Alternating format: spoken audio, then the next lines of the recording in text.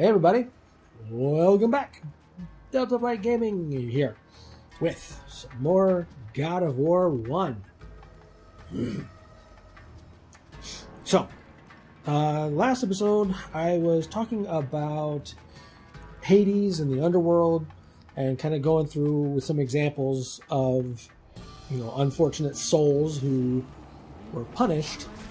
And I don't remember if I got to this point or if I stopped on it, but we'll start here with the Deniers. And there were 50 daughters of King Danaus, which, that's a lot. And every single one of his daughters killed their husbands. So, as punishment, and, when they died, they were forced to fill a vessel, basically this, giant pot, like a cauldron kind of shape. And the problem is at the bottom of the cauldron it had this hole in it. And they were forced to go down to the river, come back, and fill the cauldron. Once their little vase that they were pouring the water out of was empty, they'd have to go back and repeat. The problem was the hole in the cauldron was so big that it could never be filled. So that was their eternal punishment.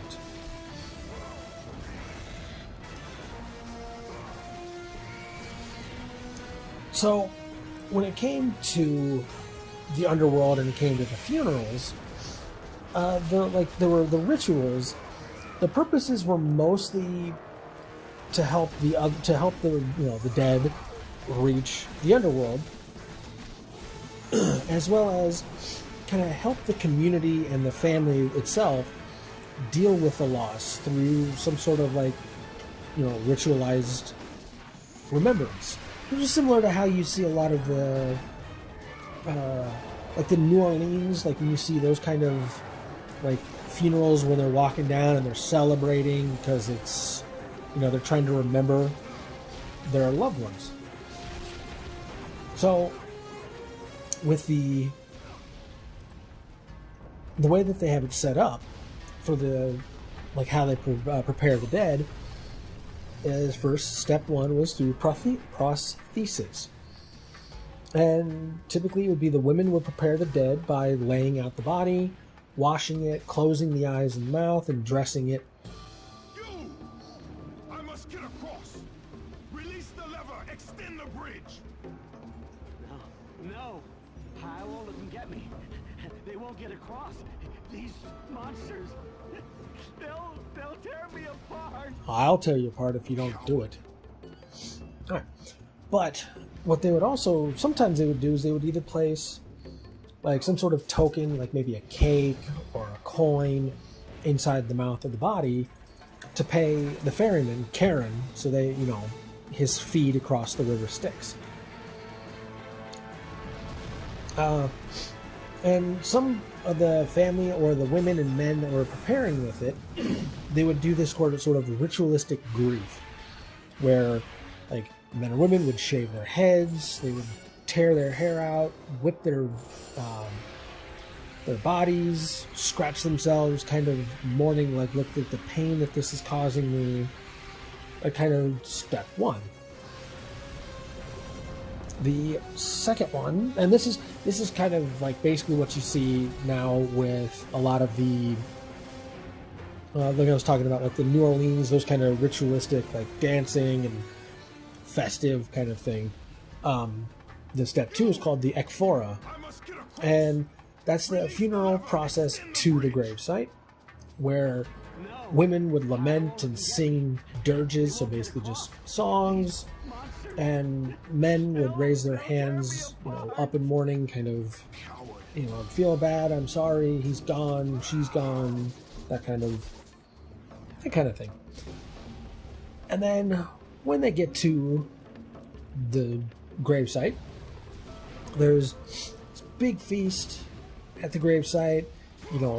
Ghosts of the dead are invited to hang out while they kind of, eat, drink, be merry, mourn, and, it takes about a month to go through the whole deal. And after about, or I'm sorry, it's after a month after they've laid the body to rest, they come back, leaving offerings, for that person to help reach the underworld. Kind of like, here, take this token or take this coin. This will help you get across. We'll take this next month. Oh, take this coin. It'll, just in case if you had to use the first coin for something else. There's this whole big thing that was involved with funerary processions. Now, we're going to move away from Hades and the underworld and funerals, and we're going to move into Demeter. Now, Demeter's parents were Cronus and Rhea, and her child was Persephone. And if you ever see like a statue or a painting or picture of her, you'll usually see her either holding a torch or maybe a wheat stalk.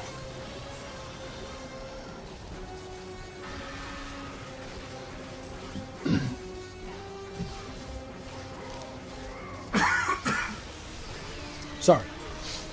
Like I said, you'll see her holding the wheat stalk because she's considered the goddess of the harvest. And so we'll go with the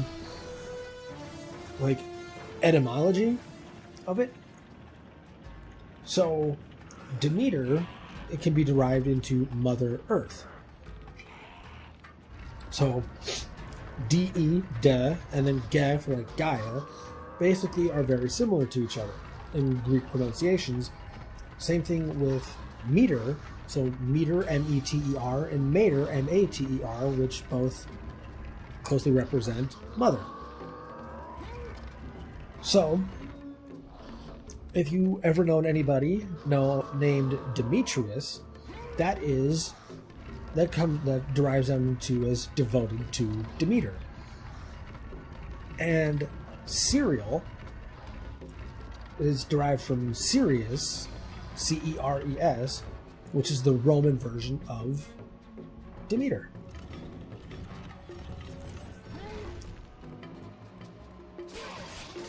So, Demeter, her daughter Persephone, and Hades all kind of have a story to tell with each other. And at one point, the whole world was just like green, everything looked great. And Demeter, who also is the brother of Zeus, had this little, incestuous thing for Zeus.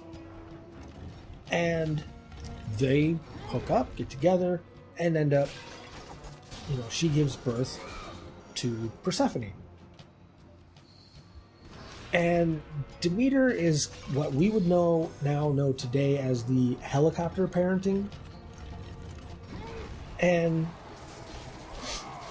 that just like I said, the helicopter parenting where she's kind of always there, always trying to make sure she's doing the right thing, or just kind of always just watching to make sure nothing ever happens to her kind of situation.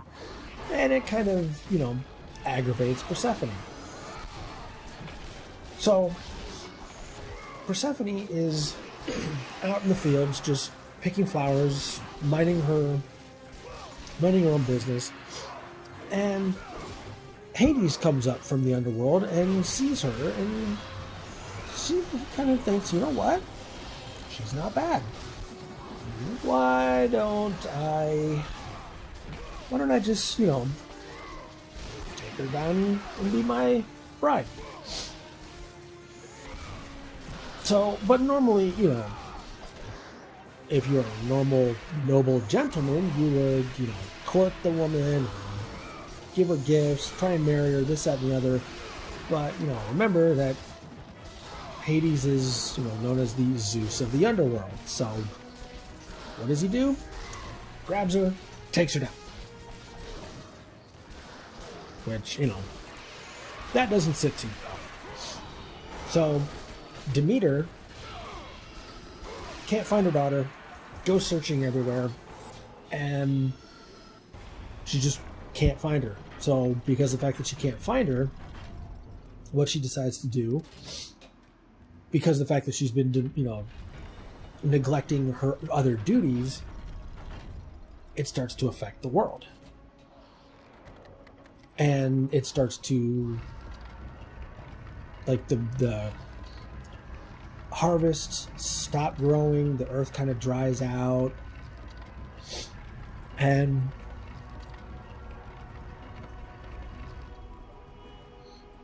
this is kind of essentially where we basically get the seasons.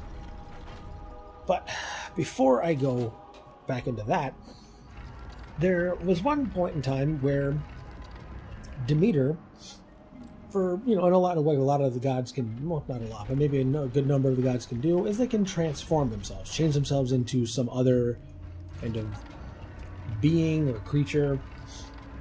And so Demeter changes herself to make her look more ragged, more like an old lady. And this family sees her and is like, you know what? Let's take this old lady in. Let's be nice, be the nice people that we're supposed to be. And as a way of showing thanks, Demeter was going to, the family was a mother, husband, it was a husband, wife, and they had a kid. And at night, when everybody went to sleep, Demeter would take the baby and she would try to give the baby immortality. But the way that she was doing it was she was sticking the baby in the fire, in a little fire pit. And, well, the family finds out about it.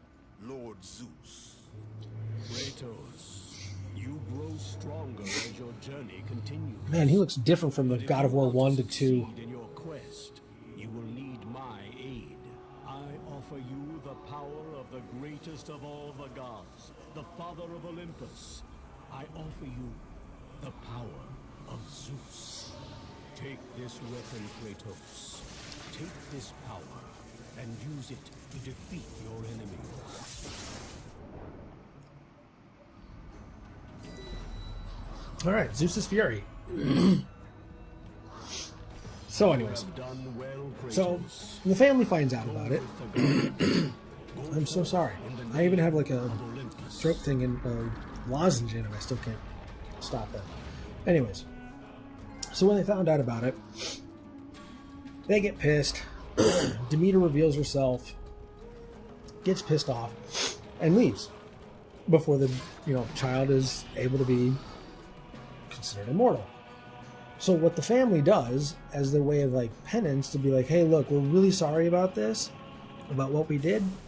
So we are going to build this temple to kind of show it's like, look, this is our our way of saying sorry, and we're also going to teach the world that, hey, she was trying to make our kid immortal for our thanks of just taking an old lady in. So basically, don't overlook a stranger.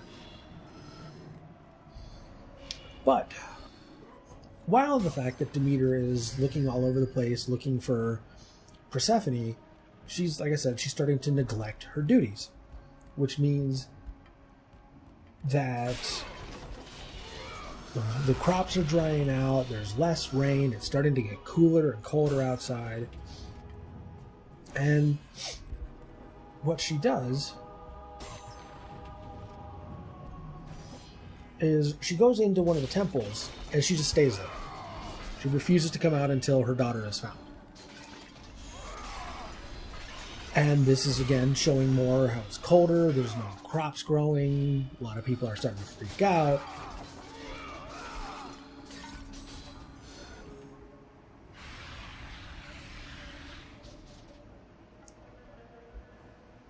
And so, Hecate, the goddess of magic and witchcraft, arrives at the temple to talk to Demeter. And when she does, she tells her that, hey, your daughter is still alive. Hades has her. So, she's like, come on, let's go get your kid. And she takes Demeter to Helios, who, he's the guy who basically is the sun. And he tells them that, hey, yeah, I saw Hades come on up and just snatch up your daughter and take her back down to the underworld. So Demeter can't go down there. So what she does, she goes up to talk to Zeus and was like, hey, look, our kid basically just got kidnapped by Hades. What are you going to do about it? And she also had to remind him that, hey, you promised you would do any one big thing for me, and I'm calling in that favor. So Zeus really doesn't have much of a choice. And she actually was about to attack Zeus too, because he was kind of like, no, that's your problem, not mine. And right as she was about to, put a little smackdown on him, he's like, okay, hold on, wait. Let me get Hermes. Let me send him down there, and I'll bring him back up. I'll bring her back up. No worries. That'll be, that's the end of it. It's the last I want to hear of it, kind of thing. So Hermes goes down, and to his realization that Hades, he's actually kind of treating her really well. And she's starting to kind of get along with him, not really be like, no, take me away. He's, aside from the kidnapping, he's actually like, hey, I got a really nice blade, a nice pad. If there's anything that you want down here, I'll get it for you. Cool. And while they're down there, he's kind of treating it as if it was just like a normal, it's dinner time, let's eat, so on and so forth. Well, that's the problem. Once you eat food or drink food in the underworld, you're stuck there. So, and there's a couple different texts, I guess you could say, or like alternating stories, that Persephone eats a pomegranate. And it's debated upon whether or not she eats 4 seeds or 6 seeds. There's 2 different stories that both say, one says 6, one says 4. And it's technically like the only fruit that grows in the underworld is pomegranate. So while they're down there, Persephone and Hermes and everybody, they're all talking about this, and they eventually come to this kind of like mutual agreement. So they essentially say it's 6 months or 6 seeds. So the deal that gets struck down was that for 6 months out of the year, Persephone, she goes down to the underworld and she spends 6 months with her husband. After that, the next 6 months, she comes back up from the underworld and spends time with her mother and friends and family. And to be, 6 months, 6 seeds, that's kind of how they negotiated it. Which, that's how we get essentially the like winter, spring, summer, and fall kind of thing, where, when Persephone is going down to the underworld, fall. When she's down there, we get winter, and as she's coming on her way back up, stuff starts to warm up in spring, and then when she's up here, we get summer. That's essentially how they, like the ancient Greeks visualized and talked about the seasons.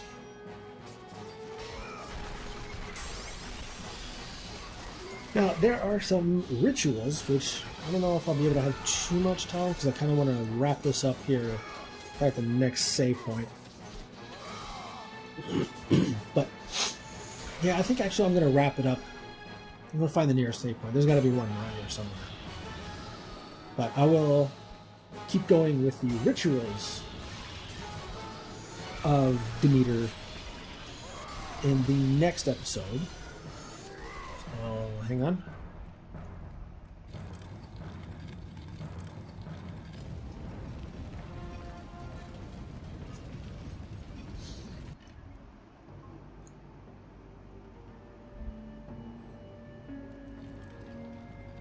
I think there's... Well, I mean, this music is kind of indicating that there's probably a save point around here.